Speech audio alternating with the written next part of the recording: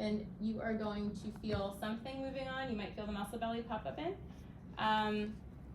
but they're not going to be able to move against gravity or without gravity. And then the second one we have in the lower extremities, we have a 2 out of 5. So what is that defined as?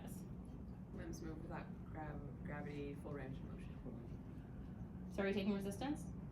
No resistance. No resistance. So for the lower extremity, if I have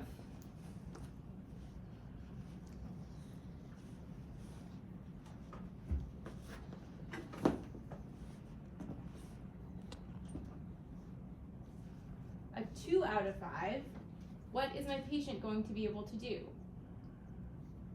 He can't. We lift said it. he can't go against gravity, right? So what happens? He can't lift it. He can't lift it up by himself, right? Because against gravity in the supine position means that he would be able to do what? Lift his leg or even bend the knee, right? Bend the hip and the knee. What position could he be in and still be able to move if he had a 2? Awesome. Okay, we're on the same page there. So I have 2 options here for rolling. I threw 2 things at you very quickly on Monday. We did a log roll, super fast, and we also did, what was the other one? Segmental roll. Given this case, are there any precautions or contraindications to me using either a segmental roll and or a log roll? No, right? He didn't have surgery. If he knows what's going on, I can have him help me as much as possible.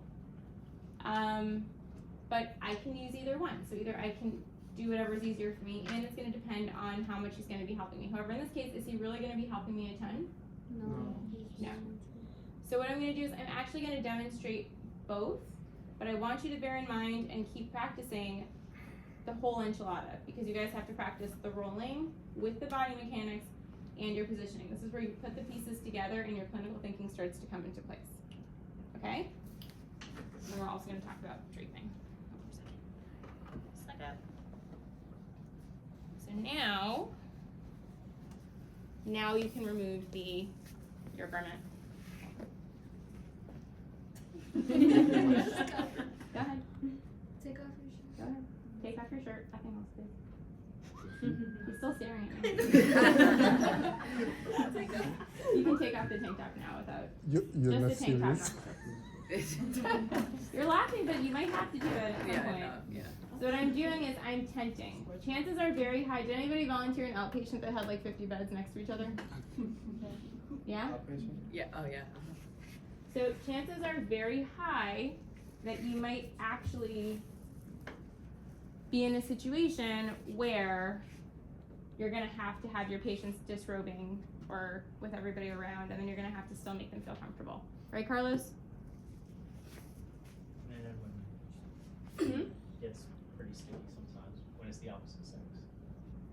That's a whole other kind of. I feel like we're just used to smells though, because we're always around feet and sweaty athletes and stuff like that.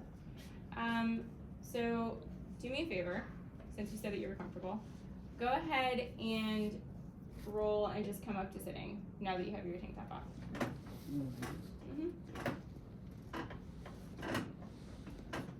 So what happens the second he starts to move? The draping comes off.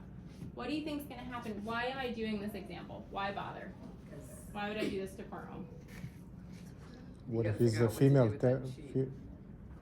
So that he doesn't. Well, what get is the sheet kind of imitating right now? straight jacket. A gown. Yes. You have a gown. So if we have a hospital gown, which is actually kind of up here, this is another thing that we have to be mindful of and why draping is so important. So what is it that you can do as a clinician to make sure that your patient still feels comfortable, warm, respected? Because in the hospital, I know people have mentioned hospital visits. Do you have privacy? Nope. No. People are in, out, the door is open, the nurses are there, the doctors are there. So what is it that you can do to help him feel more comfortable once he starts moving? A sheet? Hmm? A sheet? Yeah, you can actually either use another hospital gown or a sheet to keep him draped here. And what's the other area that I want to be mindful of? So that when you're moving, you're doing both. What's the other area? The legs, right? Because once you start moving, you may or may not have underwear on in the hospital. So that's another area that you have to be mindful of when you're moving and people are walking in and out. I wanted to remind everybody about draping and touch on that. Alright, sorry, you can come down. You can put this back on actually. So we'll do it